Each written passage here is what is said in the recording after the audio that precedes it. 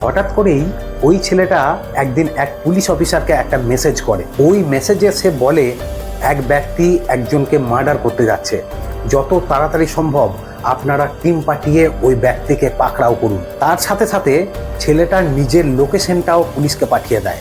এই মেসেজ পাওয়া মাত্র পুলিশের একটা টিম ওই লোকেশন অনুযায়ী ওই জায়গায় পৌঁছায় আর তার সঙ্গে সঙ্গে এক ব্যক্তিকে গ্রেপ্তার করে। গুজরাট পুলিশ ওই ব্যক্তিকে থানায় নিয়ে যাওয়ার পর শুরু হয় জিজ্ঞাসাবাদ। যে ছেলেটা সে তার দাদার খুনের ইনভেস্টিগেশন করছিল, সে নিজেও জানতে পারে সে যাকে ধরিয়ে দিল সেই তার দাদার খুনি। এখানে পুলিশেরও মনে হয় যে মার্ডার করার আগে একজনের জীবন তারা বাঁচাতে পেরেছে। 2.5 বছর আগেকার একটা সাধারণ অ্যাক্সিডেন্ট, সেটা অ্যাক্সিডেন্ট ছিল না, এটা একটা পরিকল্পিত খুন ছিল।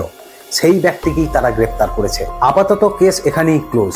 কিন্তু ওই রাত্রি দ্বিতীয়বার যখন ওই ব্যক্তিকে আবার জিজ্ঞাসাবাদ করা হয়, ওই ব্যক্তির মুখে সমস্ত কথা শোনার পর পুলিশের চোখ এবং মুখ বিস্ফারিত হয়ে যায়। পুলিশ বুঝতে পারে যাকে তারা এতক্ষণ শুধুমাত্র সাধারণ খুনি ভাবছিল, সে শুধু সাধারণ খুনি নয়, সে এখন পর্যন্ত গুজরাটের সবথেকে বড় সিরিয়াল কিলার। এমন এক সিরিয়াল কিলার যে 10 বছর ধরে মোট 12টা খুন করেছে, কিন্তু কখনো সে পুলিশের কাছে ধরা পড়েনি। প্রত্যেকটা খুনের প্যাটার্ন একই রকম।